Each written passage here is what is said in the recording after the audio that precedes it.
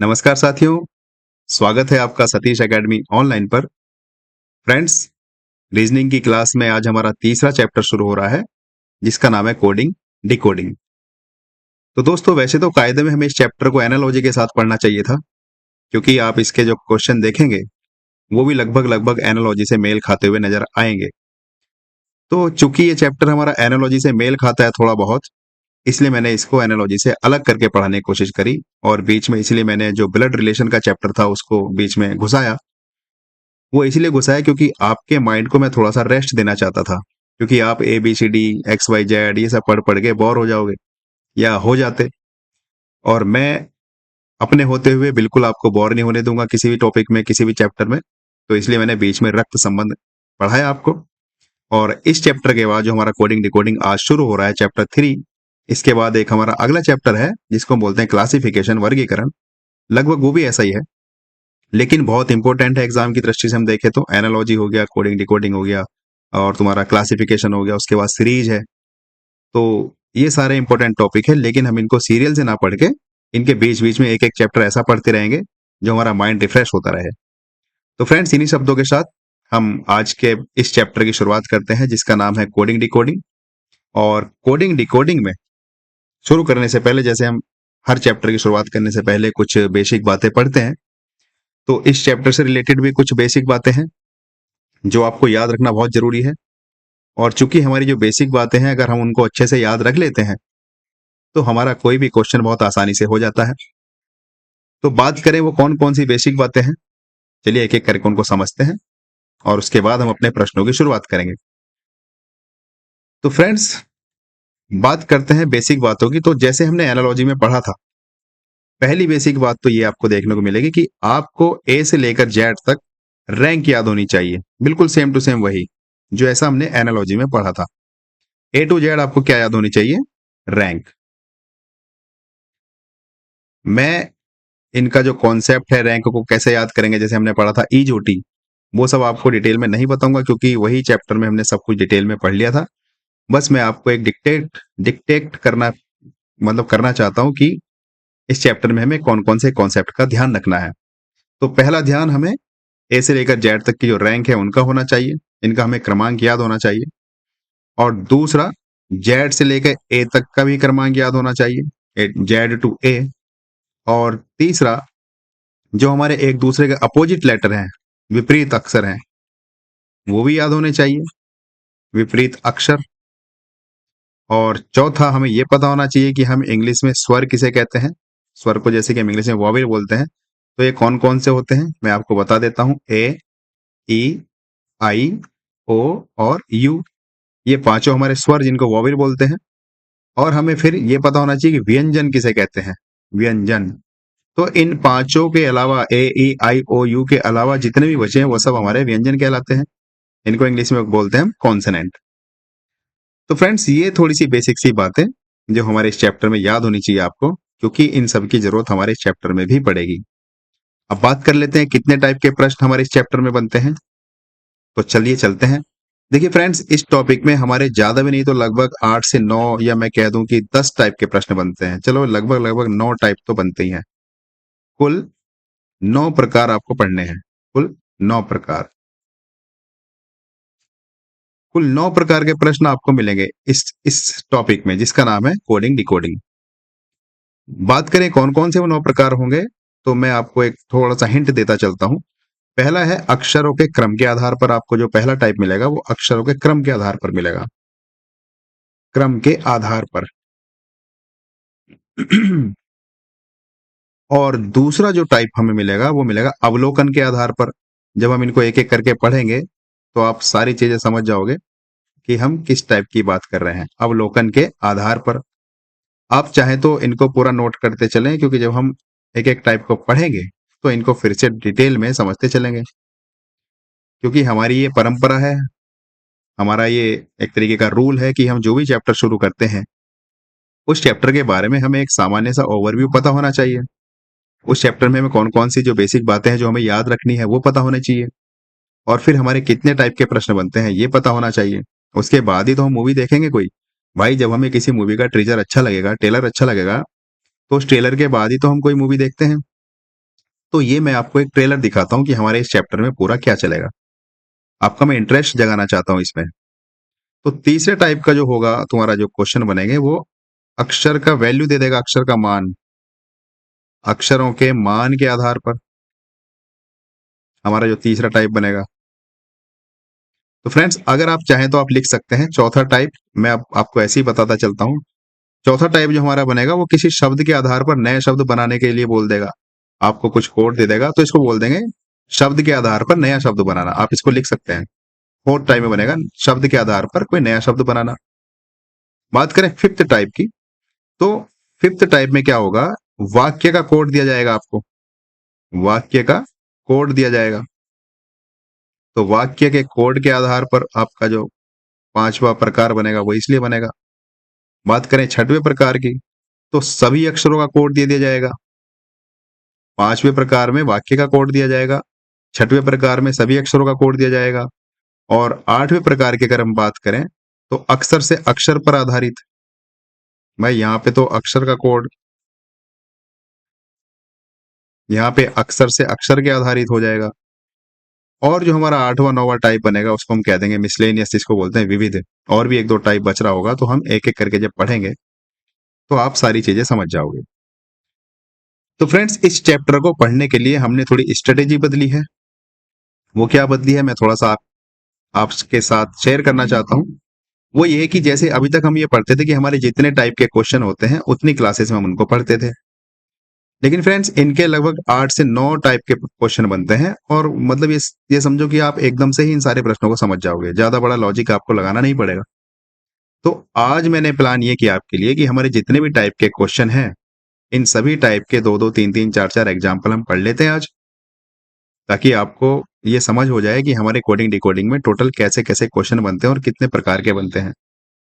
तो आज हमें जितना भी टाइम लगेगा वो लगने दीजिए, कोई दिक्कत नहीं, हमें तो पढ़ना है। तो आज की क्लास अगर थोड़ी बहुत लंबी हो जाए तो आप उसका माइंड मत कीजिएगा, क्योंकि आज हम एक तरीके से कोडिंग डिकोडिंग को कंप्लीट पढ़ना है हमें इसको।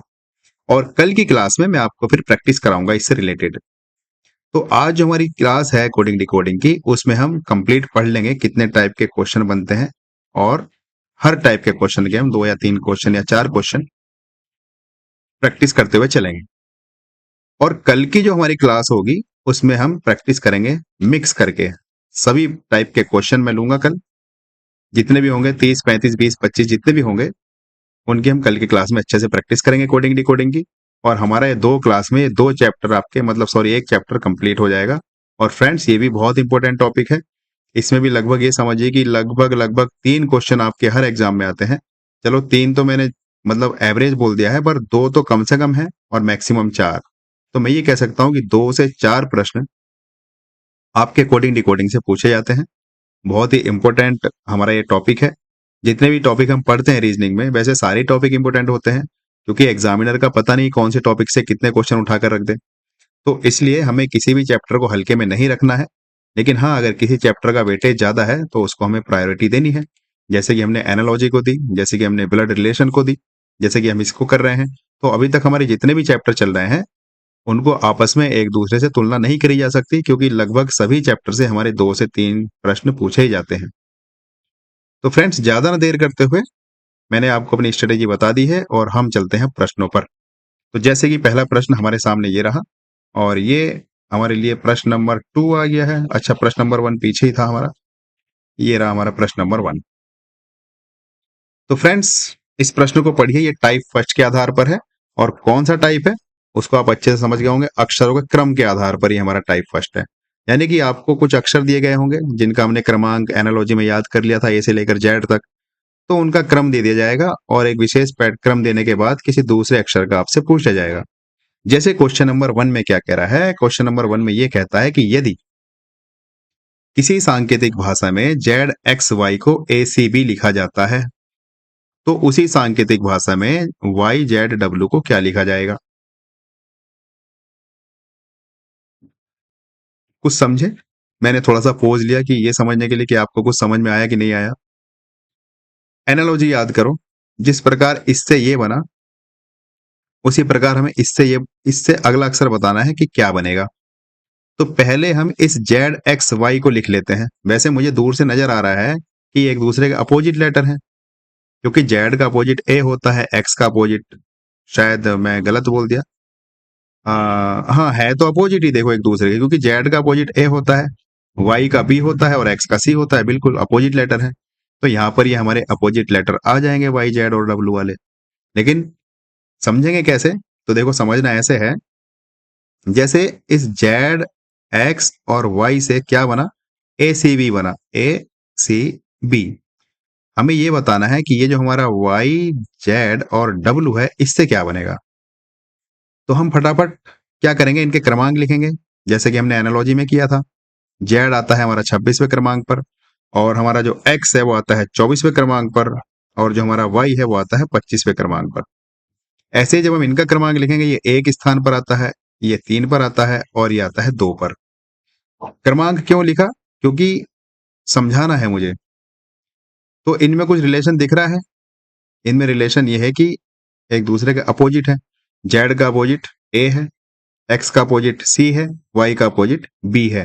तो ये क्रमांक लिखने का फर्क इतना हुआ। याद करो, मैंने तुम्हें अपोजिट लेटर निकालने का एक फॉर्मूला बताया था। वो ये बताया था कि अगर हमें विपरीत लेटर चाहिए तो हम क्या करेंगे, हम 27 में से घटा देंगे सीधा क्रमांक उस लेटर का। 27 माइनस सीधा क्रमांक। तो इसका क्या मतलब हुआ?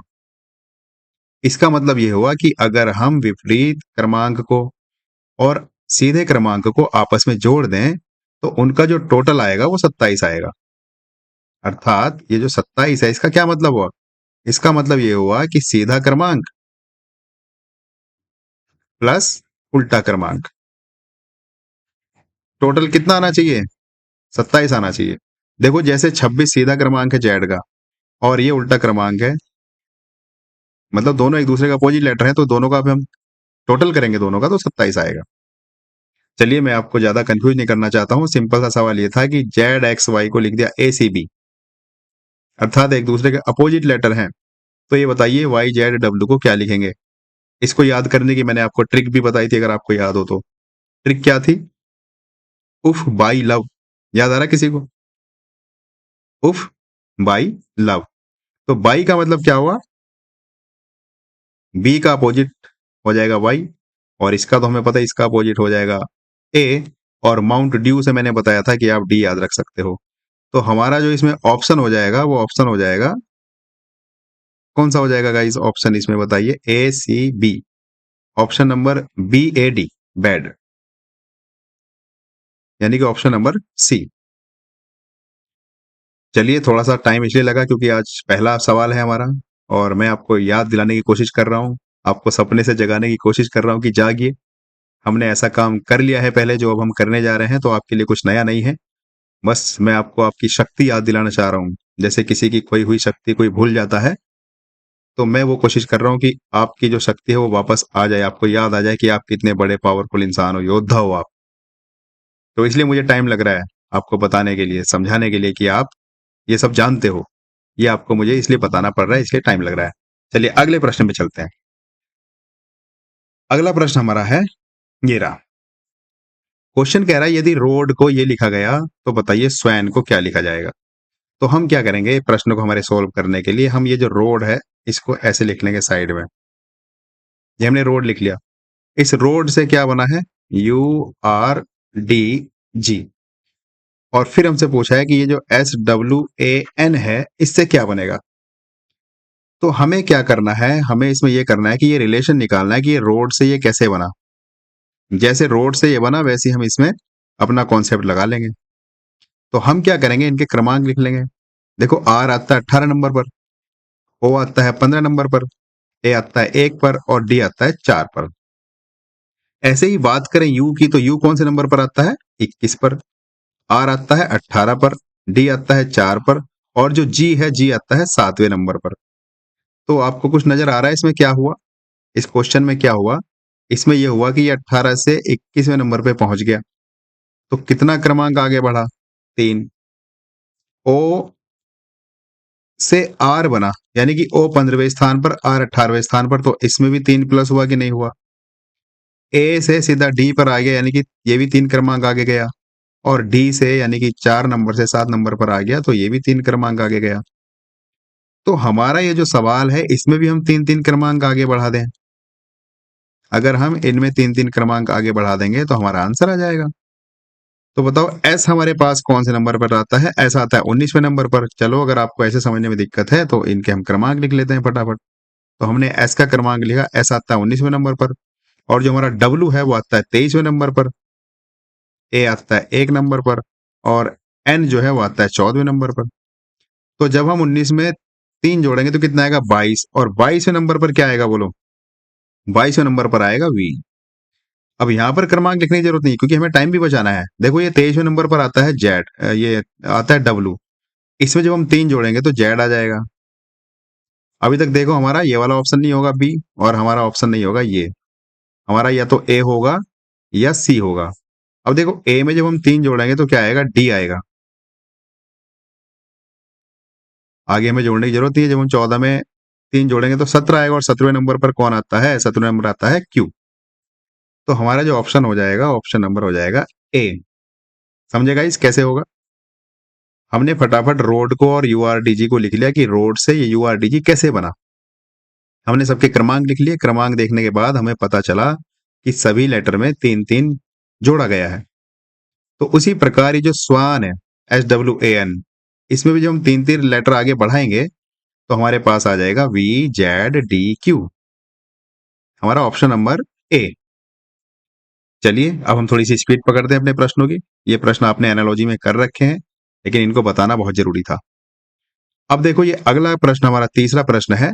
वो ये कह रहा है कि यदि बी क्विक को ये लिखा गया, ZCOSGAI जो भी है ये, यदि बी क्विक को इतना लिखा जाए तो ये बताओ आई लव माई इंडिया में, ये एक पूरा सेंटेंस है आई लव माई इंडिया, इसमें तीसरे शब्द के अंतिम अक्षर का कोड बताना है। तीसरा शब्द कौन सा होगा इसमें अगर मैं बात करूं, तो देखो तीसरा शब्द इसमें ये होगा, ये जो आई है ये पहला शब्द हो गया, लव दूसरा हो गया, और ये जो माई है ये तीसरा शब्द हो गया। तो इस माई में अंतिम शब्द कौन सा है? वाई। अर्थात हमें इस वाई का बताना है कि क्या होगा कोड। तो वाई का कोड तो हम तब बताएंगे, पहले हम ये तो पता करें कि ये यहां से यहां कैसे गया, कौन सा इसने ऑपरेशन लगाया, क्या इसने जोड़ तोड़ करा, वही जोड़ तोड़ हम यहां से यहां कर लेंगे। तो हमारा काम है इसको लिखना। तो ये जो इसने दिया है इसको लिख लेते हैं। जैसे इसने ये दिया है BEQUIC।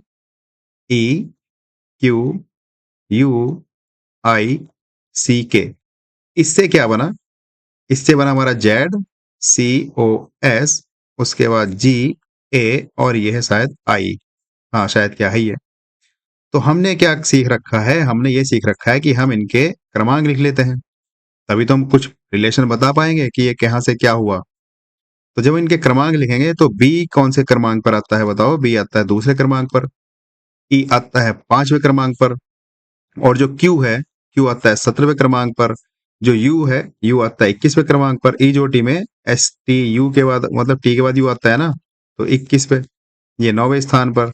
और ये जो सी है ये तीसरे स्थान पर आता है। और ये जो हमारा के है, के हमारा आता है गाइस 11वें स्थान पर। ऐसे ही इनके क्रमांक लिखो फटाफट। जेड आता है 26वें स्थान पर, सी आता है तीसरे स्थान पर, और ई जोटी में ये तो 15वें स्थान पर आता है। ई जोटी में टी से पहले एस आता है, यानी कि 19वें स्थान पर। जी हमारा 7वें स्थान पर आता है। ए हमारा पहले स्थान पर आता है, और ये 9 है, ये हमारा जो आई है वो 9वें स्थान पर आता है। अब बताइए इसमें क्या हो रहा है, ये हमें ढूंढने की कोशिश करनी है। हुआ क्या? ये हमारा दूसरे स्थान से 26वें स्थान पर पहुंच गया, अर्थात इसमें +24 क्रमांक आगे कर दिए। ठीक है गाइस, कोई दिक्कत किसी को? भाई ये सीधा 26वें क्रमांक पे पहुंच गया 2 से, तो इसने क्या किया इसमें? इसने सीधा +2 ही तो कर 26 ही तो कर दिया इसमें। मतलब 2 से 26वें स्थान पर चला गया, तो 24 आगे पहुंच गया। अब ये 5 से कहां पे आ गया? सी 5 पे आ गया 3 पे, तो -2 हुआ कि नहीं हुआ? भाई 5वें क्रमांक से ये 3 पे पहुंच गया, तो -2 कर दिया। ठीक है। ये 17 से 15वें स्थान पर पहुंच गया, यहां भी -2 कर दिया। ये 21 से 19वें स्थान पर पहुंच गया, यहां भी -2 कर दिया। ये 9 से 7वें स्थान पर पहुंच गया, तो यहां भी -2 कर दिया। ये 3 से 1वें स्थान पर पहुंच गया, यहां भी -2 कर दिया। और ये जो के है, ये 11वें स्थान से 9वें स्थान पर पहुंच गया, यहां भी -2 कर दिया।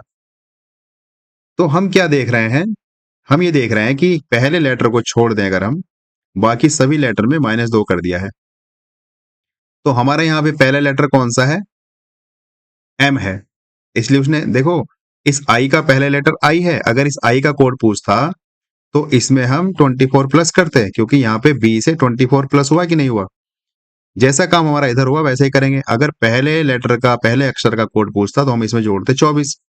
ऐसे ही ये जो लव है, लव में पहला अक्षर क्या है? एल है। तो इस एल में हम 24 जोड़ते, बाकी के जो बचे 3 लेटर जैसे ओ वी ई, इनमें हम -2 कर देते। लेकिन हमें बताना है जो तीसरा शब्द है। उसने देखो, दोबारा सेंटेंस को पढ़ो, उसने क्या कहा? उसने कहा यदि बी क्विक को ये लिखा जाता है जेड कॉस जी ए आई, तो आई लव माई इंडिया में तीसरे शब्द के अंतिम अक्षर का कोड बताओ। तो तीसरा शब्द कौन सा हुआ? आई पहला शब्द, लव दूसरा शब्द, माई तीसरा शब्द, और इसका अंतिम लेटर कौन सा हुआ? वाई।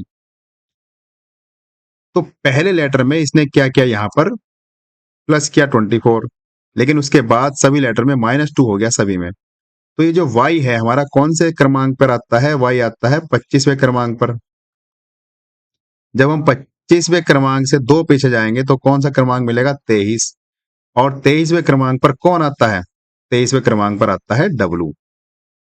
अर्थात हमारा जो वाई हो जाएगा, तो उस वाई का कोड हो जाएगा डब्लू। क्वेश्चन नंबर 3 का जो हमारा आंसर हो गया, डी हो गया। बताइए फ्रेंड्स, ये किसको सवाल समझ में नहीं आया? मुझे पूरा यकीन है कि आप अच्छे से इस प्रश्न को समझ गए होंगे, और ये सवाल देखने में डरावने लगते हैं, लेकिन इनमें है कुछ नहीं। बस थोड़ा-सा लॉजिक हमें पकड़ना है। लॉजिक पकड़ने के बाद हम आसानी से हमारे प्रश्नों को हल करते चले जाएंगे। चलिए अगले क्वेश्चन पे चलते हैं। क्वेश्चन नंबर आपके पास 4, ये हमारा टाइप 2 हो गया। और टाइप 2 हम किसे कहते हैं? आपको भली-भांति मैंने बताया। ये हम अवलोकन पर आधारित है हमारा ये। इसको बोलते हैं अवलोकन। हमें ये देखना है बैठकर कि भाई क्या हो क्या रहा है? अवलोकन पर आधारित।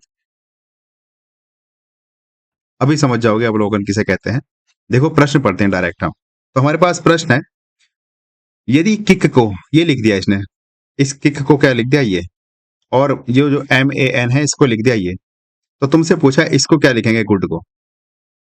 तो जो उसने पहले दिया है उसको लिख लेते हैं फटाफट। एक तो उसने दिया है किक, KICK। इससे क्या लिखा है इसने? इससे लिख दिया ये KCIK। ये के है गाइस, ठीक है। दूसरा अक्षर उसने दिया हमें MAAN, और इससे क्या बनाया उसने? इससे बना दिया NAAM, ठीक है। तो हमसे पूछा है ये बताओ, ये जो गुड है GOOD, इसका क्या बनेगा? तो गाइज मैं थोड़ा सा इसको साफ करके लिख देता हूं, ये शायद आपको थोड़ी सी दिक्कत हो रही हो लिखने में। चलिए, तो हमारे पास ये था MAAN। अब हमें क्या देखना है? हमें ये देखना है कि ये जो हमारे पास ये किक है, इससे तो ये बना, इससे क्या बना? ये। और ये जो हमारे पास ये MAAN है, इससे बना ये, ठीक है। तो उसी प्रकार हमारे पास ये तीसरा जो शब्द है, इससे ये तीसरा कैसे बनेगा? ये जो तीसरा इधर शब्द बनेगा वो कैसे बनेगा? तो अगर हम इन दोनों में कोई लॉजिक ढूंढ ले, पहले और दूसरे में, तो वही लॉजिक हम तीसरे में लगा देंगे। तो आप ध्यान से देखो, ये जो लेटर ऊपर हैं सारे KICK, यही चारों लेटर मुझे नीचे दिखाई दे रहे हैं KCIK। बात समझे कि नहीं समझे? भाई सारे लेटर मुझे यही दिख रहे हैं। देखो यहाँ पर भी जो सारे लेटर हैं, इसमें दूसरे में MAAN है, इसमें भी MAAN है। तो क्या हुआ इसमें? कुछ आपको नजर आ रहा है? सारे के सारे लेटर यहीं पर हैं, तो मैं ये कह सकता हूं कि इसने रिवर्स करके लिख दिया कि नहीं। भाई इधर से हम शुरू करेंगे KICK से, खत्म हो गया हमारा K पर। K से शुरू किया, K से खत्म किया। तो नीचे जो इसने किया, यहीं से इसी को उल्टा लिख दिया, K से शुरू करके और K पे खत्म कर दिया। अर्थात ये वाला K इसने यहाँ पे शुरू में लिख दिया। ऐसे देखो, इसको ध्यान से यहाँ पे समझो। सीधा इसको लिखेंगे तो MAAN हो जाएगा। इसी को जब हम उल्टा पढ़ेंगे तो ये हो जाएगा ना, उल्टा पढ़ने के बाद NAAM। तो ऐसे ही इसको हम सीधा पढ़ेंगे तो ये हो गया GOOD। इसको मैं उल्टा पढ़ता हूं तो ये हो जाएगा DOOG। हमारा ये लॉजिक काम करा कि नहीं करा? बस ऑप्शन में अगर हमारा ये ऑप्शन मिल गया DOOG, तो हम कह देंगे हमारा ये आंसर है बिल्कुल ऑप्शन नंबर सी। हम ये भी कह सकते थे कि इसने ऐसा कर दिया, ये वाला के पीछे कर दिया, देखो हमारा लॉजिक लग गया। अब मैं आपको दूसरा कॉन्सेप्ट समझाने की कोशिश कर रहा हूँ कि अगर हमारा ये आंसर ऐसे नहीं आता, तो हम और क्या सोच सकते थे इस प्रश्न में? हम और ये सोच सकते थे कि ये जो की है, ये जो के है शुरू वाला, हो सकता है इसने ऐसे कर दिया हो, शुरू वाले को बाद में कर दिया और बाद वाले को शुरू में कर दिया। और ये जो आई सी है, इसके भी देखो क्रमांक बदल गए, इसने सी को इधर कर दिया और आई को इधर कर दिया। समझे बात कि नहीं समझे? देखो यहाँ पर m है, m को इधर लास्ट में पहुंचा दिया और ये जो n है इस n को इधर पहुंचा दिया, और जो बीच में डबल a है, हो सकता है इनका भी क्रमांक बदला हो, पर यहाँ पे डबल a है, यहाँ भी डबल a है, तो क्रमांक बदला भी होगा तो हमें फर्क नहीं पड़ेगा। तो वही सेम चीज यहाँ पर किया, देखो g को इधर लास्ट में लिख दिया और ये वाला जो लास्ट वाला d है उसको शुरू में कर दिया, और बीच में दोनों डबल o है तो यहाँ पर भी बीच में दोनों डबल o होंगे। तो देखो इस कॉन्सेप्ट से भी हमारा आंसर आ रहा है। तो आपको इसी तरह से लॉजिक ढूंढने का कोशिश करना है। ज्यादा से ज्यादा आप दिमाग दौड़ाएं इन प्रश्नों में। जितना ज्यादा दिमाग दौड़ाओगे, जितनी ज्यादा प्रैक्टिस करोगे, उतना अच्छा होगा। तो फ्रेंड्स, ये टाइप 2 पर आधारित हमारा प्रश्न था कि इस तरह के प्रश्न भी इस कोडिंग डिकोडिंग के क्वेश्चन में पूछे जाते हैं। कोडिंग डिकोडिंग का जो हमारा चैप्टर है। चलिए आगे चलते हैं। अगला क्वेश्चन भी हमारा इसी पर आधारित है, और वो क्या कह रहा है? वो कह रहा है कि यदि पर्पस को ये लिखा गया, भाई इसको क्या लिखा, ये लिखा, तो ये बताओ ये वाटर को क्या लिखा जाएगा? तो हम समझने के लिए इनको यहाँ पर उतार लेते हैं। हमने लिखा पर्पस, PURPOSE। इसको क्या लिखा उसने? इसको लिखा ये, इसको लिख दिया UPPRSO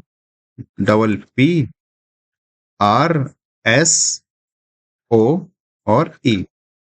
तो हमसे ये पूछा है कि ये बताओ ये जो वाटर है WATER, इसको क्या लिखा जाएगा? तो हम पहले ये कोशिश करते हैं कि ये जो हमारा ये यहाँ से लेके ये जो बना है, ये कैसे बना है, इसका हमें रिलेशन ढूंढना है। देखो मुझे दूर से नजर आ रहा है कि ऊपर जितने सारे अक्षर हैं, ये PURPOSE, यही सारे मुझे नीचे दिख रहे हैं। तो मुझे ये कोशिश करनी है कि ये संबंध इनका आपस में बना तो बना कैसे। बस ये अगर मुझे समझ में आ जाए तो मेरा काम आसान हो जाएगा। बताओ। तो ध्यान से देखो, इसने क्या किया होगा? इसने ये किया होगा कि ये जो P है, ये यहाँ पर मुझे P नजर आ रहा है, और ये जो U है, ये U मुझे इधर नजर आ रहा है।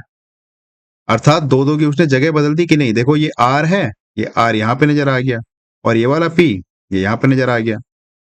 ये जो O है ये यहाँ पर नजर आ रहा है, ये S यहाँ पर नजर आ रहा है, और जो लास्ट में E है, E को उसने ऐसा का ऐसे रख दिया अपनी जगह पर जहां पर है। तो इस वाटर में जो हमारा शब्द इसने वाटर दिया है, इसमें क्या क्या होगा? इस W को इधर ले जाएगा, और ये जो A है इस A को इधर कर देगा। उसी प्रकार ये जो T है, इस T को इधर ले गया, इस E को इधर, और ये जो R है इस R को एज इट इज रख सकते हैं कि नहीं, अकॉर्डिंग टू क्वेश्चन? भाई यही तो करना है। R को हमें जैसे R लास्ट में R है उसको ऐसे ही रखना है।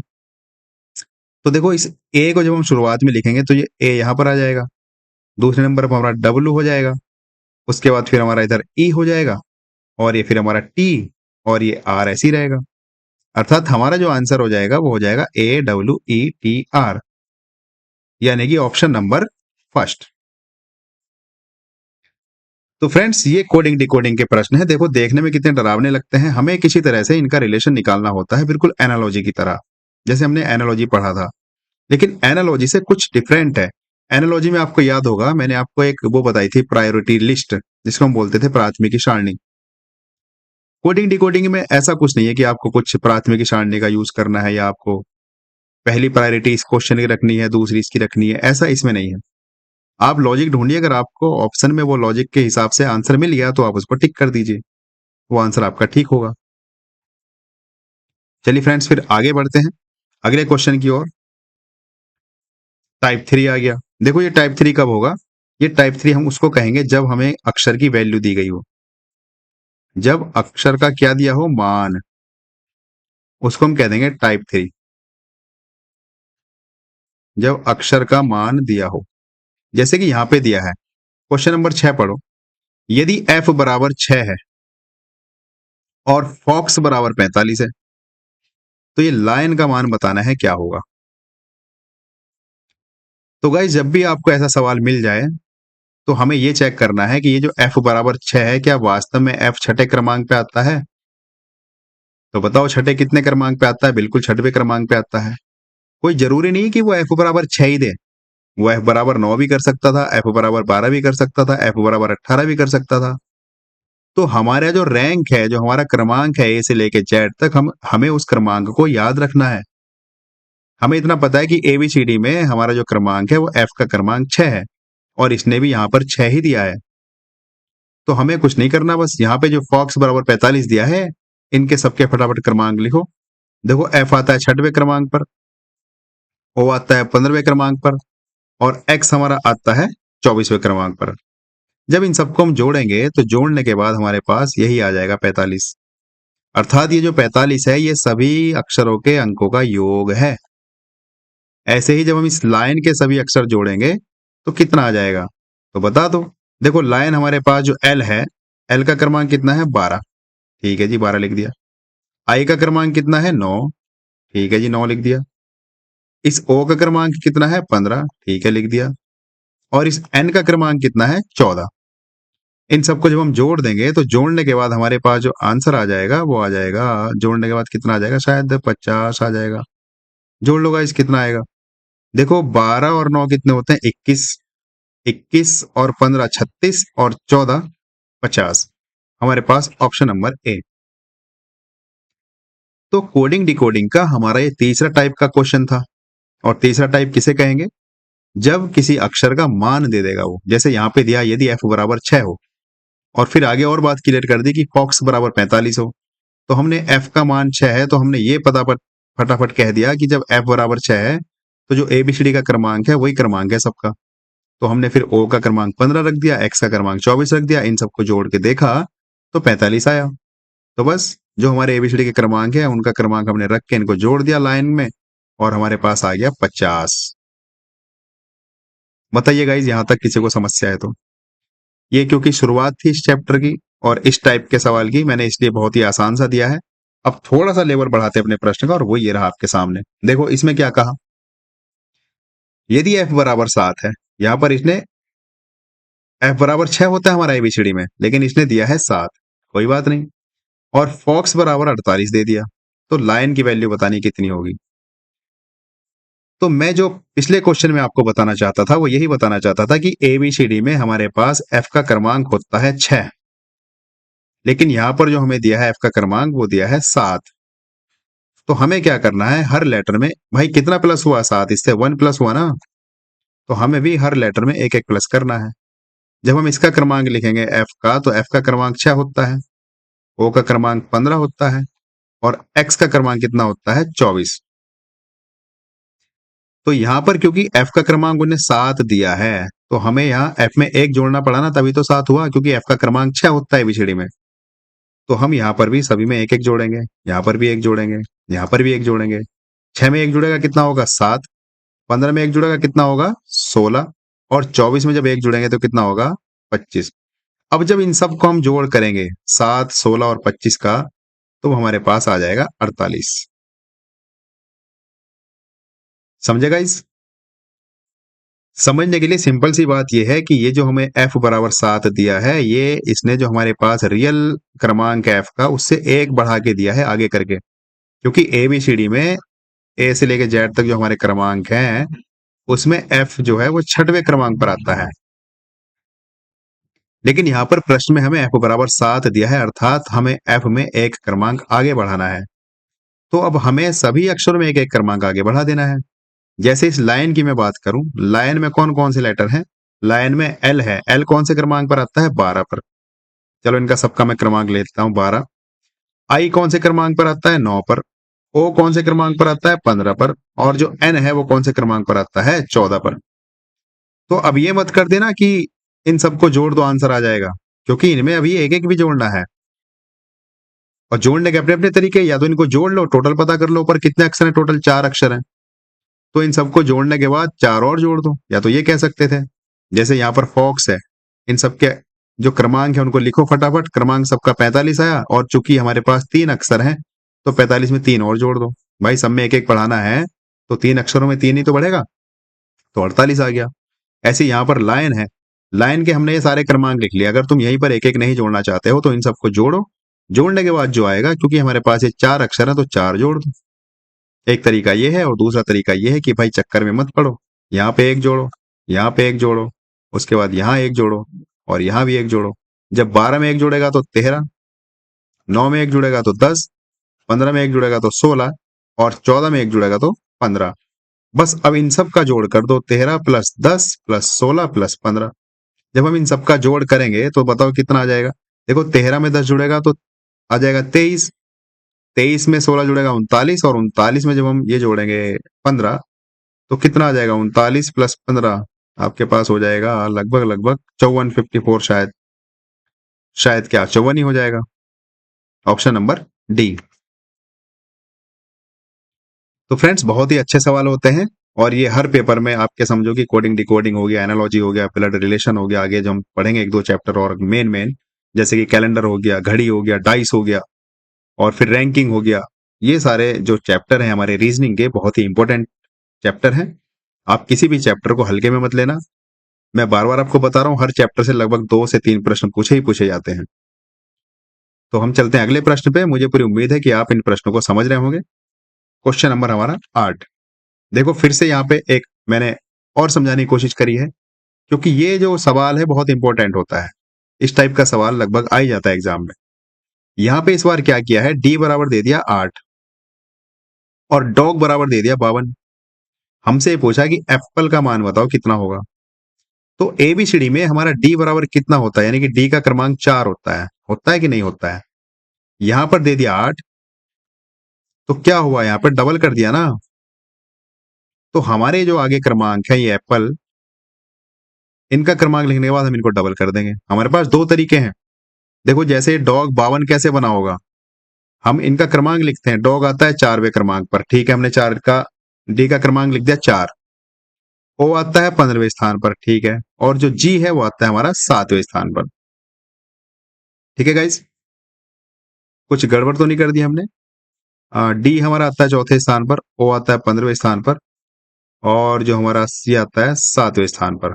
ठीक है, जी 7वें पर आता है ना, हाँ बिल्कुल। अब इनको जब हम जोड़ेंगे तो जोड़ लो जरा। जोड़ने के बाद कितना आएगा, 19 और 26 आएगा। बिल्कुल, इनका जोड़ आया 26। तो ये तो इनका रियल जो क्रमांक है उसका जोड़ 26 आया। जैसे कि यहाँ रियल क्रमांक डी का 4 है, तो यहाँ पे इसने डी का दुगुना करके बताया ना भाई, यदि डी बराबर 8 तो हम इसका भी दुगुना कर देंगे ना। इसको भी हम 26 गुणा 2 कर देंगे। जब हम 26 गुणा 2 कर देंगे तो 52 आंसर आ जाएगा। या तो आप एक एक अक्षर का दुगुना कर दो, या पहले आप सारे अक्षरों को जोड़ लो, उनका दुगुना कर दो, बात बराबर है।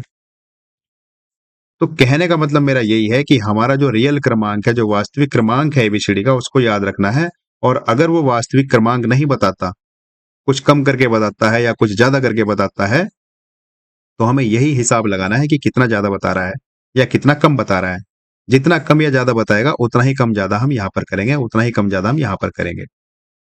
बताइए ये बात किसको समझ में नहीं आई। जैसे कि इस प्रश्न में डी का क्रमांक उसने 8 बताया और होता 4 है, अर्थात उसने डबल बताया, दुगुना बताया, तो हम यहाँ पे भी दो गुना कर देंगे।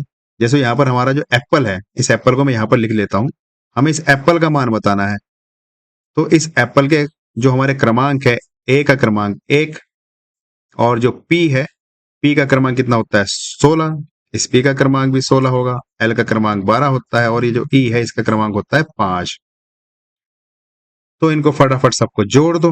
जोड़ने के बाद कितना आ जाएगा बताओ। देखो 1 में 16 जुड़ेगा 17, 17 में 16 जुड़ेगा तुम्हारा हो जाएगा 33, 33 में 12 जुड़ेगा हो जाएगा 45, 45 में 5 जुड़ेगा हो जाएगा 50। तो ये हमारा वास्तविक क्रमांक है एप्पल का। अगर इनके सारे अक्षरों को हम जोड़ दें क्रम लिखने के बाद तो आ जाएगा 50।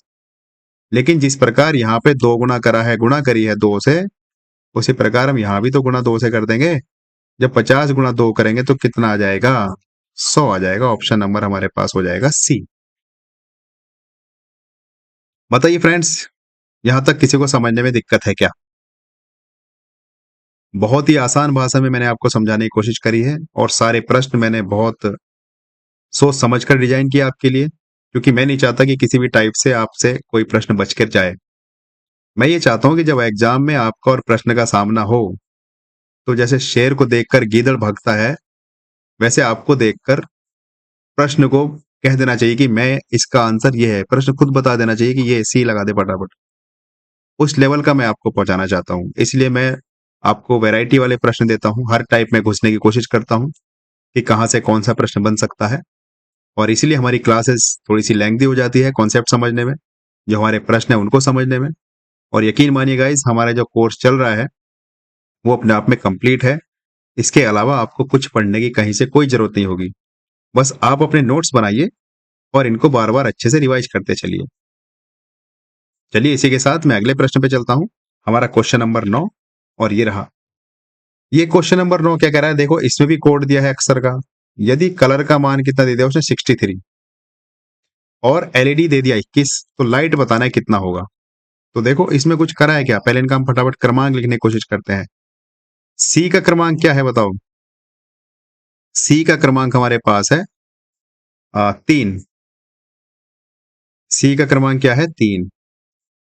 चलो मैंने इसका क्रमांक लिख दिया 3। ठीक है। और ओ का क्रमांक कितना है 15। ठीक है। एल का क्रमांक कितना है 12। ठीक है, इस ओ का क्रमांक भी 15 होगा। और आर का क्रमांक होता है 18। जब इन सभी को मैं जोड़ना चाहूंगा तो जोड़ने के बाद अगर हमारे पास 63 आ गया तो हम कह देंगे कि सभी का क्रमांक लिख दो, सबका जोड़ कर दो। तो देखो फटाफट जोड़ के देखो, 3 + 15 + 12 + 15 + 18। जब हम जोड़ेंगे इनको तो जोड़ने के बाद कितना आ जाएगा, 3 में 15 जुड़ेगा तो कितना आ जाएगा 18। 18 में जब 12 जुड़ेगा तो 30 आ जाएगा। 30 में जब 15 जुड़ेगा तो 45 आ जाएगा। और 45 में जब मैं 18 जोड़ूंगा तो 63 आ जाएगा। बिल्कुल, जो हमारे अक्षरों के क्रमांक है उन क्रमांकों का योगफल दे दिया 63। उसी तरह से हमें बस यहाँ पर चेक कर लेना है, अगर इनके क्रमांक जोड़ने के बाद हमारा 21 आ गया तो हम बस ये जो लाइट का उसने पूछा लाइट का मान कितना होगा तो इनके क्रमांक जोड़ के बता देंगे। तो ये जो हमें एलईडी दिया 21, इसके हम फटाफट क्रम लिख लेते हैं। देखो यहाँ पे थोड़ी सी मैं नीचे करके लिख लेता हूँ। एलईडी हमें ये चेक करना है कि इसके जो क्रमांक है अगर उनको जोड़ें तो 21 आता है क्या। तो एल कितने नंबर पर आता है, एल आता है 12वें नंबर पर, ई आता है 5वें नंबर पर, और जो डी है वो आता है चौथे नंबर पर। जब इन सबको हम जोड़ते हैं 12 + 5 + 4, देखो 12 में 5 जुड़े 17 हो गया और 17 में 4 जुड़ेगा तो 21 हो गया। वेरी गुड गाइस, हमने हमारा कॉन्सेप्ट पकड़ लिया। अब हमसे पूछा है तो ये बताओ लाइट का मान कितना होगा। तो हमने ये चेक कर लिया कि हमने कलर के सारे अक्षरों का क्रमांक जोड़ दिया तो 63 आया। एलईडी के सारे जो अक्षर हैं उनका क्रमांक जोड़ा तो 21 आया। तो लाइट के जितने भी लेटर हैं इनका क्रमांक जोड़ दो, जो आएगा वही हमारा आंसर हो जाएगा। तो जोड़िए फटाफट।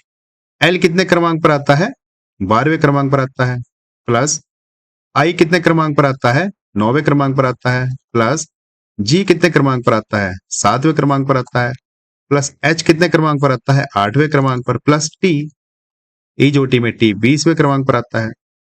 जब इन सबको हम फटाफट जोड़ेंगे तो जोड़ने के बाद कितना आ जाएगा, देखो 12 में 9 जुड़ेगा 21, 21 में 7 जोड़ेंगे 28, 28 में 8 जोड़ेंगे तो 36, और 36 में हम 20 जोड़ेंगे तो 56।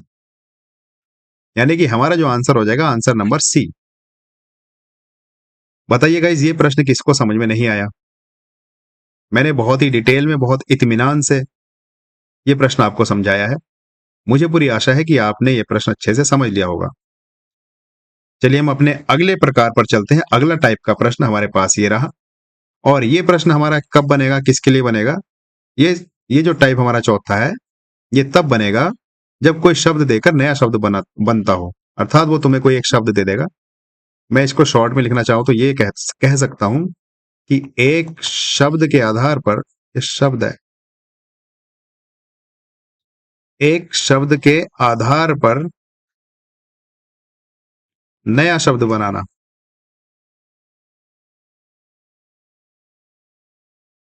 जब भी ऐसा कोई प्रश्न आपको मिले तो हम उसको कह देंगे कि ये हमारा कोडिंग डिकोडिंग का नेक्स्ट टाइप है। ये मैंने आपको समझाने का एक तरीका बनाया है, टाइप वाइप कुछ नहीं, आपको रटना नहीं है। मेरी कोशिश ये है कि कितने तरीके से या कितने तरह से लॉजिक लगा सकते हैं। तो अभी तक हम 3 तरह के लॉजिक पढ़ चुके हैं। ये हमारा जो हमारा चौथा लॉजिक है, तो इसमें हम समझना चाह रहे हैं कि ये कैसे होगा। देखो प्रश्न पढ़ते हैं। प्रश्न ये कह रहा है कि आपसे ये शब्द दिया है, इसके आधार पर निम्नलिखित में से कौन सा शब्द बनेगा। ये आपको 4 शब्द दिए हैं नीचे। तो देखो हमारा वो शब्द बनेगा जिसमें दिए गए अक्षर इस शब्द में होंगे। ये जो अक्षर, ये जो हमें बड़ा सा एक शब्द दिया है और जो हमें ऑप्शन दिया है, हमें वो ऑप्शन ढूंढना है जिसमें सारे अक्षर जो दिए गए हैं वो इसमें होने चाहिए।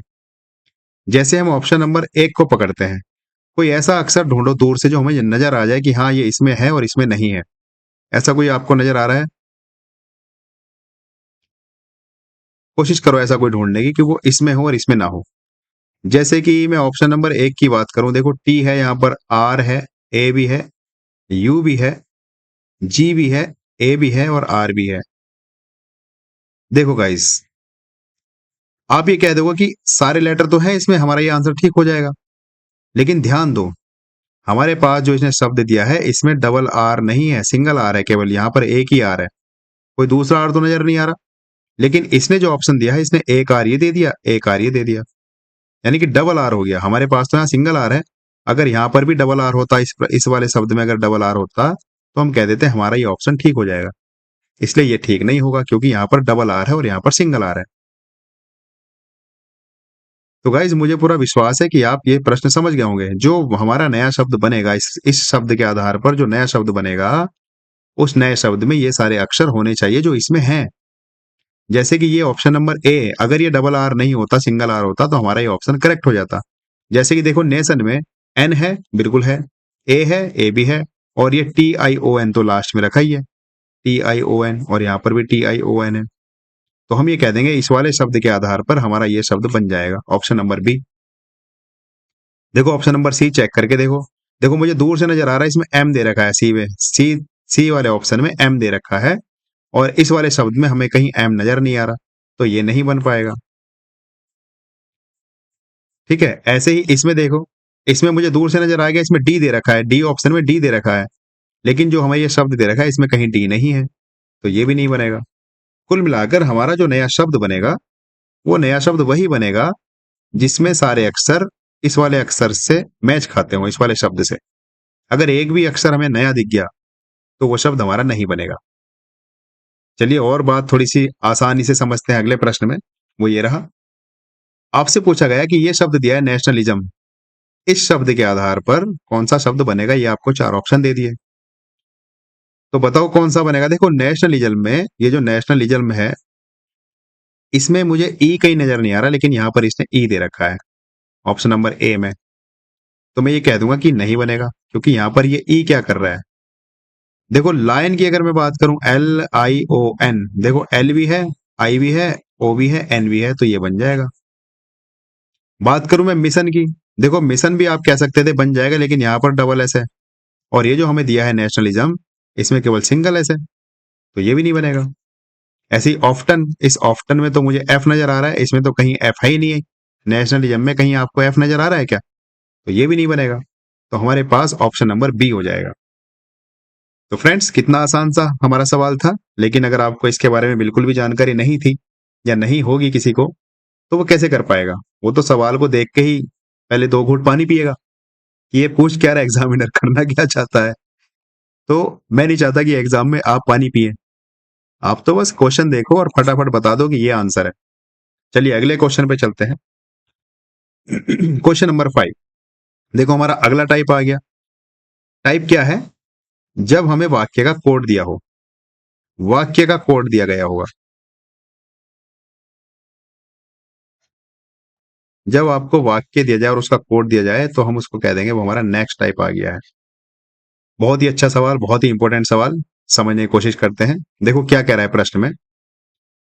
प्रश्न में कहा गया है यदि 523 को शी इज ब्रेव लिखा गया हो, इस 523 को क्या लिखा? शी इज ब्रेव, ठीक है।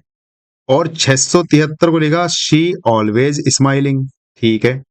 और 782 को लिखा गया इज ऑलवेज चीयरफुल, ठीक है। तो हमें ये बताना है कि ये जो चीयरफुल है इसका कोड क्या होगा। तो गाइस इस वाले सवाल को या इस तरह के सवाल को करने से पहले हमें एक काम करना होगा जल्द से जल्द, वो ये करना होगा कि ये हमारा एक वाक्य है 523 और इसका मतलब हुआ ये शी इज ब्रेव। तो इसको हमने फटाफट यहाँ पर उतार लिया। देखो ये 523 है, इस 523 को क्या लिखा? इस 523 को लिखा शी इज ब्रेव। तो हमने यहाँ इसको लिख लिया। अब ऐसे ही ये जो 673 है इसको क्या लिखा, शी ऑलवेज स्माइलिंग। 673 को लिखा, मैं आपको समझाने के लिए उतार रहा हूँ, लिख रहा हूँ। आपके सामने तो पेपर होगा, आपको यहाँ पे अलग से लिखने की जरूरत नहीं पड़ेगी। मैं सिर्फ समझाना चाहता हूँ, इसलिए मैं लिख रहा हूँ। तो इसको 673 को उसने लिख दिया, सी ऑलवेज स्माइलिंग। ठीक है। और उसके बाद ये जो हमारा 782 है, इस 782 को उसने क्या लिखा, इज ऑलवेज चीयरफुल।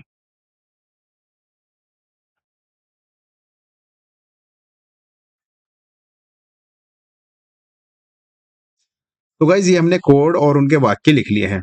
हमसे पूछा है कि ये बताओ चीयरफुल के स्थान पर कौन सा कोड होगा, इसका हमें बताना है कोड क्या होगा। अब देखो इस प्रश्न को करते कैसे हैं, बहुत ही आसान से समझना, अपना पूरा ध्यान यहाँ पर फोकस करो। जो दीवार से लगे बैठे हैं वो भी जरा दीवार से हट जाओ, और अगर कोई इधर उधर ध्यान लगा रखा है किसी ने, तो वो भी जरा ध्यान थोड़ी देर इधर फोकस करो। देखो हमें कोई से भी दो वाक्य पकड़ने हैं। चलो अगर मैं इसको नंबर कर दूं, ये पहला वाक्य हो गया, ये दूसरा और ये तीसरा। तो मैंने पहला और दूसरा पकड़ लिया। यहाँ पर देखो कुछ कॉमन नजर आ रहा है क्या, ये जो 523 है पहले वाक्य में, और ये जो दूसरे वाक्य में 673 है, यहाँ पे मुझे एक चीज कॉमन आ रही है, क्या, ये जो 3 है ये पहले वाक्य में भी है और ये 3 दूसरे वाक्य में भी है। तो उसी प्रकार यहाँ पर कोई शब्द होगा जो इसमें भी होगा और इसमें भी होगा, जैसे कि मुझे पहले ही वाला शब्द मिल गया, शी। इसके अलावा तो और कोई कॉमन नहीं है। तो इसका मतलब ये हुआ कि ये जो 3 है, इस 3 का कोड हो गया शी। बात समझे। ऐसे ही अब आप दूसरे और तीसरे वाक्यों को उठा लीजिए। अब मैं इसको मिटा दूं क्या, समझाने के लिए। चलो मैं दूसरा पेन चेंज कर लेता हूँ, मिटाता नहीं हूं। तो मैं पेन ले लेता हूँ, चलो ये वाला। चलो अब मैं ले रहा हूं दूसरे और तीसरे वाले वाक्य में। ये जो दूसरा वाक्य है 673 इसमें लिखा है, तीसरे वाक्य में लिखा है 782। तो यहाँ पे मुझे तीसरे में और दूसरे वाक्य में ये 7 कॉमन नजर आ रहा है दोनों में। इसके अलावा तो और कुछ कॉमन नहीं है। तो अब यहाँ पर देख लो, ये जो सी ऑलवेज स्माइलिंग है और ये जो इज ऑलवेज स्माइलिंग है, यहाँ पर मुझे क्या कॉमन नजर आ रहा है, यहाँ पर मुझे कॉमन नजर आ रहा है ऑलवेज। इसका क्या मतलब हुआ, तो इसका मतलब ये हुआ कि ये जो 7 है, इस 7 का जो कोड हो गया वो हो गया ऑलवेज। बात समझेगा इस। चलिए अब हम पहले और तीसरे वाले वाक्य को उठा लेते हैं। देखो पहले और तीसरे में कुछ कॉमन नजर आ रहा है क्या। अगर हम पहले वाक्य को पढ़ें तो पहले वाक्य में लिख रहा है 523 और तीसरे वाक्य में लिख रहा है 782।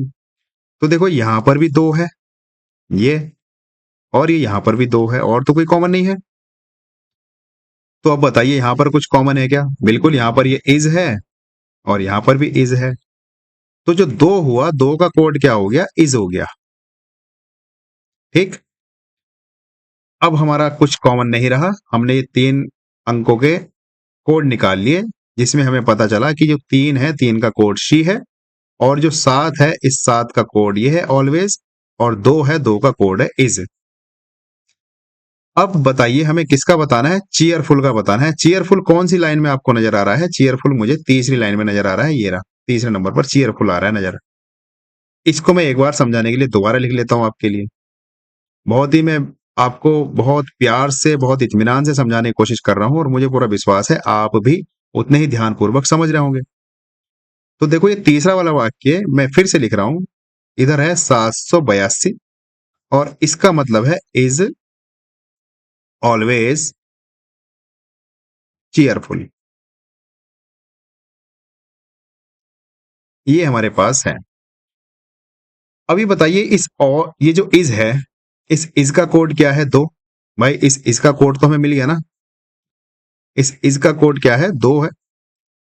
तो ये इज तो हो गया 2, इसका मतलब तो हो गया 2। ऑलवेज का कोड हमें मिल गया, ऑलवेज का मतलब क्या है, 7। बचा केवल चीयरफुल। तो यहां से 2 तो हो गया इसका कोड, जो 2 है ये तो हो गया इसका कोड, और जो 7 है ये हो गया ऑलवेज का कोड। बचा कौन सा लेटर, केवल 8 बचा ना। भाई ये 3 अंक हमें यहां पर दिए हैं 782, और इधर 3 शब्द दिए हैं। इन 3 में से हमें 2 का पता चल गया कि 7 तो ऑलवेज का कोड है, और जो 2 है वो इसका कोड है। तो जो तीसरा लेटर बचा वो कौन सा बचा, ये 8 ही तो बच गया। इधर 8 बचा और इधर चीयरफुल बचा। अर्थात जो चेयरफुल है उसका कोड हो गया 8, ऑप्शन नंबर सी। बताइए गाइस, ये किसको समझ में नहीं आया?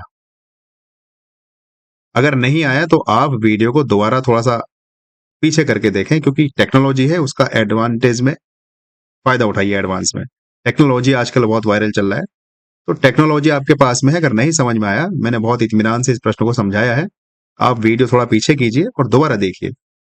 कहीं भी आपको कुछ कंफ्यूजन रहता है तो उसको दोबारा देखें। कभी कभी कोई बात एक बार में समझ में नहीं आती है। चलिए अब हम अगले प्रश्न पे चलते हैं। हमारे अगला प्रश्न देखो, ये रहा। ये भी अभी वही चल रहा है। यहाँ पर हमें कोड दे रखा है।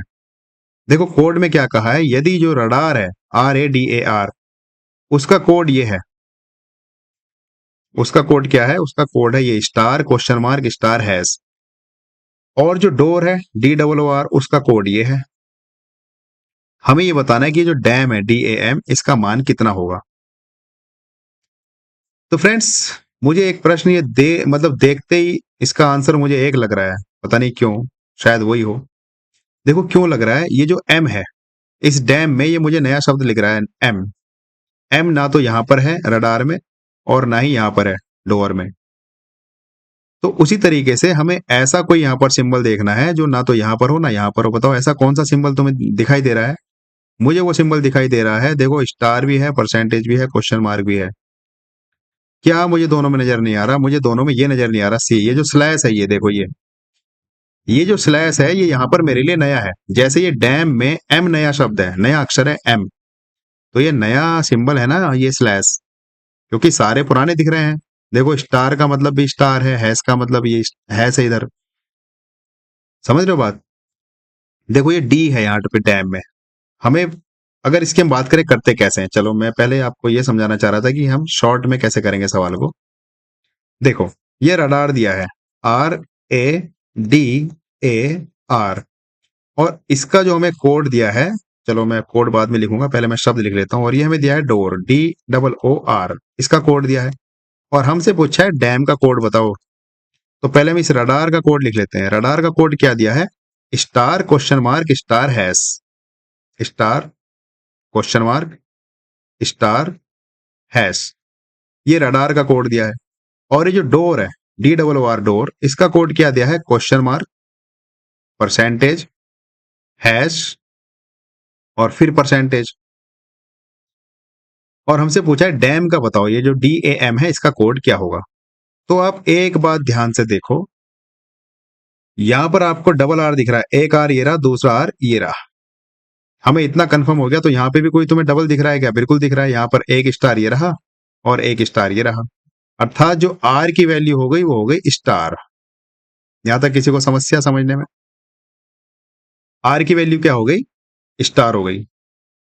उसी तरह से यहाँ पे मुझे डबल O दिख रहा है, एक O ये रहा, एक O ये रहा। तो यहाँ पर तुम्हें डबल सिंबल कुछ दिख रहा है क्या? बिल्कुल, ये परसेंटेज, एक ये रहा और एक ये रहा। तो यहाँ पर जो O की वैल्यू हुई वो हो गई परसेंटेज। ठीक है गाइज, चलिए अब और समझने का प्रयास करते हैं। अब हमारे पास यहां से हमने डबल O तो बता दिया कि परसेंटेज है, तो यहां से हमारे पास, इसको मैं बाकी अगर नंबर दे दूं, ये 1 नंबर है, ये 2 नंबर है और ये 3 नंबर है। तो इस 2 नंबर में डबल O को हमने निकाल दिया कि इस O का मतलब हो गया परसेंटेज। तो हमारे पास इस कौन कौन से अक्षर बचे? एक तो बचा D, एक बचा R। भाई इसमें एक तो बच गया हमारे पास D और एक हमारे पास बच गया R। और चिन्ह कौन कौन से बच गए? एक तो क्वेश्चन मार्क बचा और एक बचा हैश। अर्थात हम ये कह सकते हैं कि ये जो हैश है और ये जो क्वेश्चन मार्क है, या तो D का मान हैश होगा या क्वेश्चन मार्क होगा, या ये जो R है इसका मान हैश होगा या क्वेश्चन मार्क होगा। यानी कि ये मान है दोनों एक दूसरे के हो सकते हैं। अगर D का मान हैश हो गया तो R का मान क्वेश्चन मार्क हो जाएगा, और अगर R का मान हैश हो गया तो D का मान क्वेश्चन मार्क हो जाएगा। बात समझे? उसी तरह से हमें यहाँ पे दिमाग दौड़ाना है। देखो ये डबल A हमने पकड़ लिया, यहाँ पर स्टार का मान हो गया, और यहाँ पर हमारे पास बचा फिर गाइस, देखो यहाँ पर A भी है और R भी है, यहाँ पर दोनों है। हम ये गारंटी के साथ नहीं कह सकते ये जो स्टार है ये R का ही मान है, क्योंकि यहाँ पर डबल A भी है। तो कुल मिला के ये कॉन्सेप्ट इसने इल्झा दिया हमें। इल्झा इसलिए दिया, इल्झा हम खुद रहे हैं। मैं समझाने के लिए, आपको समझाने के लिए थोड़ा वक्त लग रहा है, लेकिन इसका क्वेश्चन का कॉन्सेप्ट इतना मुझे समझ में आया कि ये जो m है, ये यहाँ पर जो m दिया है, ये m मेरे लिए एकदम नया अक्षर है। तो मुझे जो ऑप्शन दिए हैं उनमें एकदम नया अक्षर ढूंढना है। तो बताओ नया अक्षर कहाँ है? स्लैश, ये रहा। ये हमारा आंसर हो जाएगा, क्योंकि अगर हम इसमें ऐसे ढूंढने लगे तो नहीं मिलेगा, क्योंकि उसने जो एग्जामिनर ने ये क्वेश्चन सेट करा होगा, ये इसी सोच के साथ करा होगा कि m यहाँ पर नया अक्षर है, तो तुम यहाँ पर नया अक्षर जो होगा वही आंसर हो जाएगा। समझ गए गाइस? तो इसमें हमारा ऑप्शन नंबर सी हो गया। हम आगे बात करेंगे, कोई ऐसा प्रश्न आएगा तो। बिल्कुल ये रहा, देखो इस प्रश्न की हम बात करेंगे कि ये प्रश्न कैसे होगा। देखो तुम्हें क्या दिया है यहाँ पर, तुम्हें ये दिया है कि ये जो बायर है, यदि इस बायर का कोड इतना है, परसेंटेज, स्टार और क्वेश्चन मार्क, तो इस ब्रीज का कोड बताओ कितना होगा। देखो यहाँ पर 4 अक्षर है, 1 2 3 और 4, और यहाँ पर 4 ही हमारे सिंबल दे रखे हैं, 1 2 3 और 4। हमसे ये दिया है बायर और हमसे पूछा उसने ब्रीज का मतलब बताओ क्या होगा। तो देखो इसको क्या करेंगे हम, इस ब्रीज को ध्यान से देखो, क्योंकि इसमें कोई हम लॉजिक तो ढूंढ नहीं सकते। लॉजिक हम इतना ढूंढ सकते हैं कि इस ब्रीज में बी एक बार है, आर एक बार है, लेकिन जो ई है, इस ई को देखो, ई टोटल कितनी बार है? ई मुझे इसमें 3 बार नजर आ रहा है। तो ऐसा कोई ऑप्शन देखो जिसमें 3 लेटर एक साथ नजर आ रहे हो, या 3 लेटर एक ही लेटर हो 3 बार हो। बात समझ में आई? भाई ये जो ब्रीज हमें दिया है, इसमें जो 3 है, एक ए तो ये रहा, मतलब ई, दूसरा ई ये रहा, और तीसरा ई ये रहा। तो इसका जो कोड होगा, ई का मान मान के चलो, अगर कुछ भी हो, सपोज ई का मान लो, हम ये कह रहे हैं कि भाई ई का जो कोड है वो @ है, चलो। तो जब ये ई 3 बार आया है, तो इसका जो आंसर होगा उसमें ये @ भी तो 3 बार आएगा।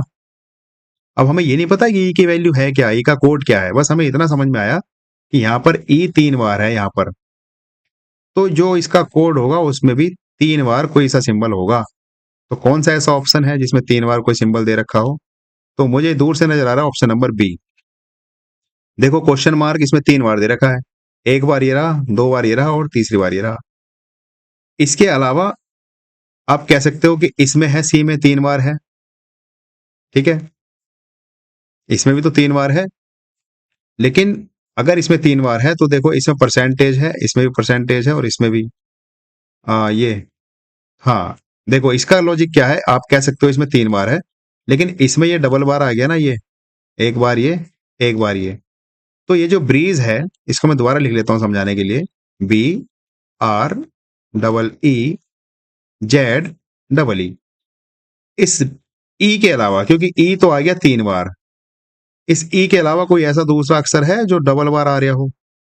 सब सिंगल सिंगल बार बचे ना भाई। ये बी एक बार है, आर भी एक ही बार है, जेड भी एक ही बार है। लेकिन यहाँ पर ये सिंबल जो है, ये जो इसने दिया है, ये 2 बार दे दिया। इसका मतलब हुआ कि यहाँ पर कोई डबल अक्षर होना चाहिए था, जबकि हमारे पास कोई डबल अक्षर है नहीं, इसलिए ये तो नहीं होगा। आपकी ये बात सही है कि ये 3 बार दिया है, ये परसेंटेज 3 बार दिया है, जैसे एक बार ये हो गया, 2 बार हो गया, 3 बार हो गया। लेकिन ये जो इसने डबल बार दिया है, हमारे पास कोई ऐसा अक्षर थोड़ी है यहाँ पर जो डबल हो, सारे सिंगल सिंगल अक्षर है। जैसे कि यहाँ पर है, देखो परसेंटेज सिंगल है, तो परसेंटेज के अलावा कोई दूसरा तो नहीं दिया। यहाँ पर है सिंगल है, तो इसके अलावा कोई दूसरा नहीं दिया। और यहाँ पर ये जो @ है, ये भी सिंगल है। तो हमने इससे पता कर लिया कि हमारा ऑप्शन नंबर बी एकदम करेक्ट होगा। तो गाइज ये कोड के आधार पर, आपके सिंबल के आधार पर ये प्रश्न था, और मुझे पूरी आशा है कि आप अब इन प्रश्नों को समझ पाए होंगे। जब आप बार बार इनकी प्रैक्टिस करोगे तो और अच्छे से समझ पाओगे। लॉजिक मैंने इनका बता दिया कि कैसे समझना है, कैसे इनको पकड़ना है। चलिए अगले प्रश्न पे चलते हैं।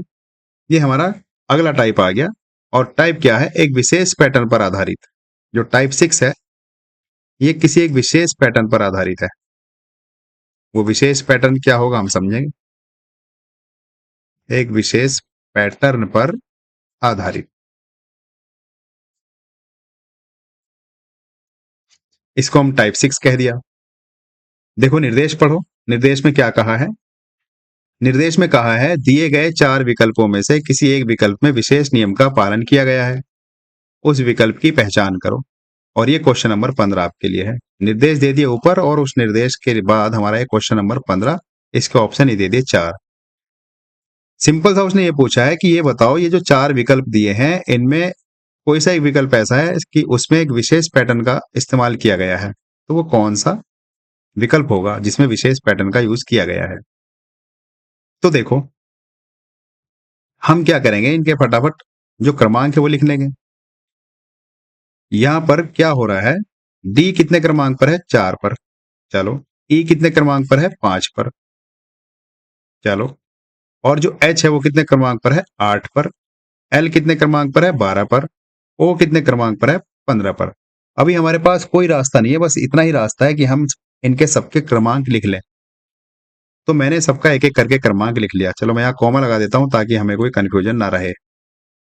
डी का क्रमांक 4, ई का क्रमांक 5, और जो एच है उसका क्रमांक 8, और जो एल है उसका क्रमांक 12, और जो हमारे पास ओ है उसका क्रमांक 15। सभी के हम क्रमांक लिख लेते हैं। इसका क्रमांक अगर हम लिखें तो y का क्रमांक कितना होता है बताओ। y का क्रमांक होता है 25, ठीक है। उसके बाद जो w है, w का क्रमांक होता है 23, ठीक है।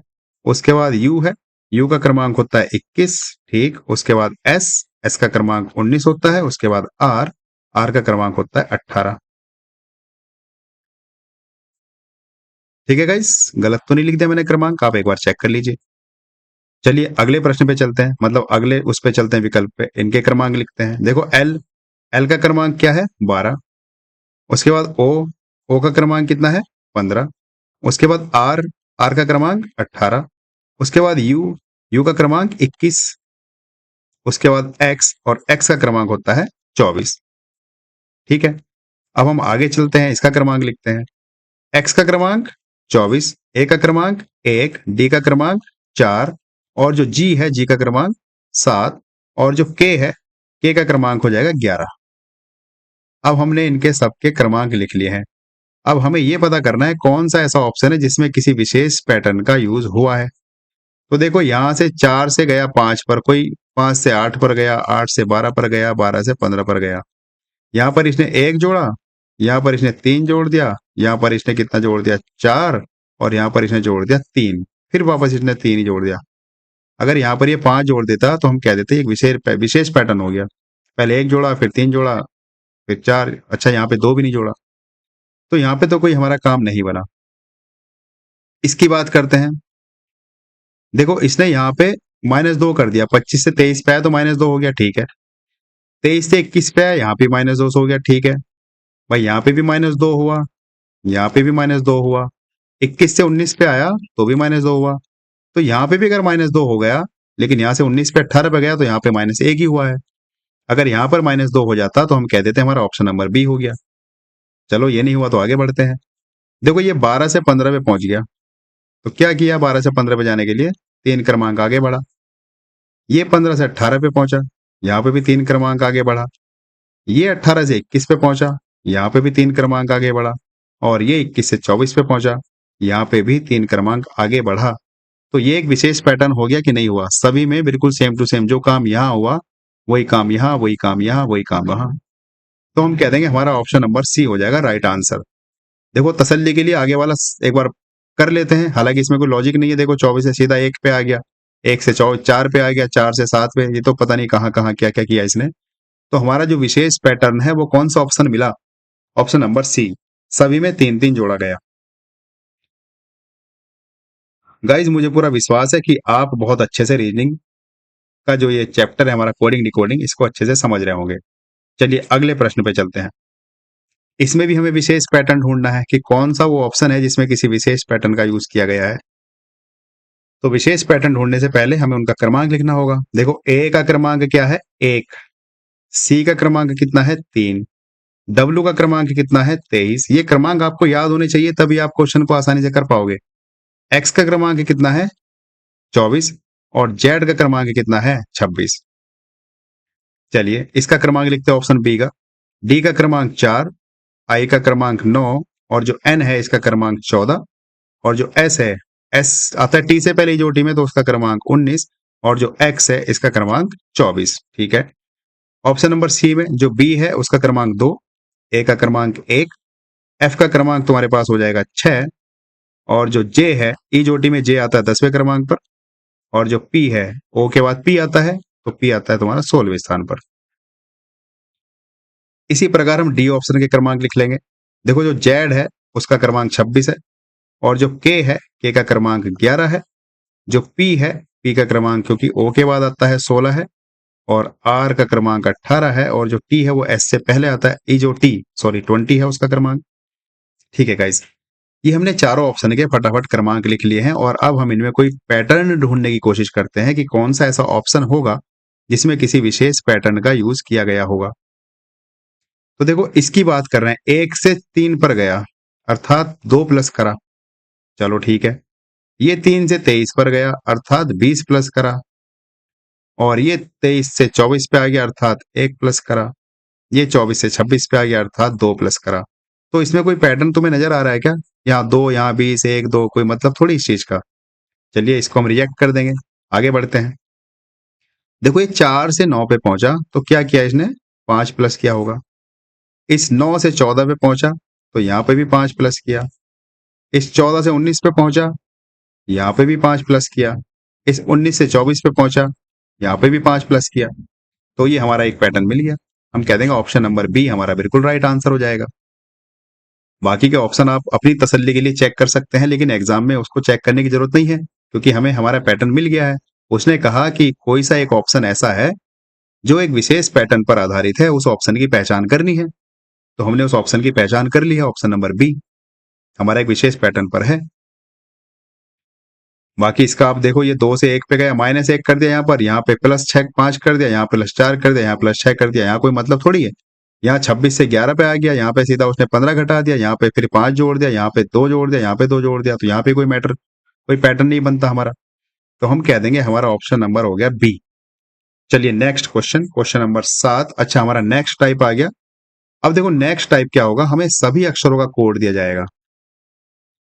जब हमें सभी अक्षरों का कोड दिया जाए और हमसे पूछे कोई प्रश्न, तो उसको हम बोल देंगे टाइप 7, सभी अक्षरों का कोड दिया गया होता है। गाइज ये हमारा अगला टाइप आ गया। देखो क्वेश्चन पढ़ो क्या कह रहा है। क्वेश्चन कह रहा है कि क्वेश्चन नंबर 17, दिए गए शब्द रिकॉग्नाइजेशन में ई से सबसे अंतिम अक्षर कौन सा होगा। एक शब्द तुम्हें दिया है रिकॉग्नाइजेशन ई और ये बताना है कि ई से सबसे अंतिम अक्षर कौन सा होगा। तो गाइस देखो मैंने इसी एक प्रश्न में आपके 4 ऑप्शन बना के तैयार कर दिए हैं, 4 विकल्प। यानी कि ये आपका प्रश्न एक है लेकिन आप इसको एज ए 4 क्वेश्चन समझेंगे। यानी कि ये एक ऑप्शन, ये तो एक प्रश्न यहाँ पर, एक ऑप्शन ये, एक यहाँ पर, एक ये, एक ये एक शब्द दिया है उसने और ये कहा है कि भाई ई से सबसे अंतिम अक्षर कौन सा होगा। तो ई कहाँ है हमारा? ई ये रहा यहाँ पर। अभी हम इस ऑप्शन इस वाले की बात कर रहे हैं, इसमें समझना चाह रहे हैं हम कि हमारे पास क्या होगा राइट आंसर। चलो ई के बाद सबसे लास्ट अक्षर कौन सा तुम्हें नजर आ रहा है? अच्छा ऑप्शन में देखो, देखो सबसे ई के बाद एबीसीडी में जाओ, ई के बाद सबसे अंत में तो जेड ही आता है, जेड के बाद तो कुछ नहीं है। तो यहां से ई से शुरू करना है हमें और सबसे अंत में यानी कि उसका जो क्रमांक है सबसे लास्ट होना चाहिए। तो देखो इन ऑप्शन के हम फटाफट क्रमांक लिख लेंगे और क्रमांक लिखने के बाद हम ये देखेंगे कि कौन से नंबर पर आ रहे हैं। देखो जैसे कि ये सी हमारा तीसरे क्रमांक पर आता है, ई 5वें क्रमांक पर आता है और जो आर है वो आता है 18वें क्रमांक पर और जो टी है ई जो टी में वो आता है 20वें स्थान पर। बस हमें ये चेक करना है अभी सबसे लास्ट में हमारा अंक कौन सा है, टी, यानी कि जो क्रमांक है सबसे ज्यादा इन जो ये जो हमें 4 ऑप्शन दिए हैं इसमें सबसे ज्यादा क्रमांक किसका है? टी का है। तो क्या ये टी हमारा इस ई के बाद है? देखो ई ये रहा यहाँ पर और ई के बाद टी है क्या? बिल्कुल ये रहा। तो हमारा ऑप्शन हो जाएगा डी। हमें जो विकल्प दिए हैं हम उनका क्रमांक लिखने और जिसका क्रमांक सबसे ज्यादा होगा हम उसको चेक करेंगे कि क्या वो इसमें दिया है ई के बाद। अगर दिया है तो हमारा वही आंसर हो जाएगा, नहीं दिया है तो फिर दूसरे ऑप्शन को चेक करते हैं। अगर ये मान लो टी नहीं होता इसमें तो फिर 20 के बाद कौन सा कम है? 18, फिर इस 18 को चेक करते हैं, आर को। आर है, अगर आर भी नहीं होता तो फिर ई को चेक करेंगे, ई भी नहीं होगा तो सी को चेक करेंगे। क्योंकि सवाल में कहा गया है कि सबसे अंतिम अक्षर बताना है और सबसे अंतिम अक्षर का मतलब ये होता है कि सबसे बड़ा क्रमांक किसका होगा जो ई के बाद है वो बताना है, जो हमारे इसमें होना चाहिए वो अक्षर और इस ऑप्शन में भी होना चाहिए। चलिए, अगर आपको अभी नहीं बात समझ में आई है तो हमारे जो दूसरे ऑप्शन है इनको समझते हैं। अब बात करते हैं इस वाले ऑप्शन की। इस वाले ऑप्शन के हिसाब से हमारा कौन सा विकल्प होगा ये चेक कर लेते हैं। तो हमारा सबसे पहला काम, इनके फटाफट क्रमांक लिख लेते हैं। आर आता है हमारा 18वें क्रमांक पर, जेड आता है 26वें क्रमांक पर, टी आता है 20 पर और ई आता है 5 पर। तो सबसे बड़ा क्रमांक किसका है? जेड का, यानी कि बी ऑप्शन का। तो हमें ये चेक करना है कि क्या जेड इसमें दे रखा है ई के बाद। बिल्कुल दे रखा है, ये रहा। तो हम ये कह देंगे कि हमारा जो ये वाला जो ऑप्शन है इसमें हमारा आंसर हो जाएगा बी। अगर इसमें जेड नहीं दिया होता तो जेड के बाद कौन सा क्रमांक ढूंढते? टी। देखो, इसी एक सवाल में इस वाले ऑप्शन में हमारा आंसर हुआ टी और इस वाले ऑप्शन में हुआ हमारा आंसर जेड। अब चेक करते हैं इस वाले ऑप्शन में हमारा क्या आंसर होगा। चलिए चेक कर लेते हैं। तो फटाफट इनके क्रमांक लिखो। ओ का क्रमांक 15, जी का क्रमांक 7, एन का क्रमांक 14 और आई का क्रमांक 9। तो सबसे बड़ा क्रमांक तुम्हें किसका नजर आ रहा है? यहाँ पर सबसे बड़ा क्रमांक मुझे ओ का नजर आ रहा है। तो बस मुझे ये चेक करना है कि ये जो ओ है ये ई के बाद है कि नहीं। ई यहाँ पर है, ई के बाद ही होना चाहिए, ई के पहले नहीं होना चाहिए। तो ई के बाद कहीं ओ नजर आ रहा है क्या? बिल्कुल ये आ रहा हो। तो हम कह देंगे हमारा option number A right answer. चलिए हमारे अगले ऑप्शन में चलते हैं। जैसे कि अगला ऑप्शन हमें ये दे रखा है, चलिए इनके क्रमांक लिख लेते हैं। जैसे कि आर का क्रमांक 18, सी का क्रमांक 3, एफ का क्रमांक कितना होता है? एफ का क्रमांक होता है 6 और जी का क्रमांक होता है 7।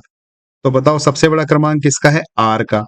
तो हमें ये चेक करना है कि ये जो ई है, क्या इसमें ई के बाद कहीं आर नजर आ रहा है? मुझे तो आर नजर नहीं आ रहा, ई से पहले आ रहा है। ये रहा, देखो। इसको अगर मैं आपको मिटाने के बाद दिखाने की कोशिश करूं तो आप खुद ही देख पाओगे। देखो, ई कहां पर है हमारा? ई हमारा ये रहा, ठीक है, ये रहा ई।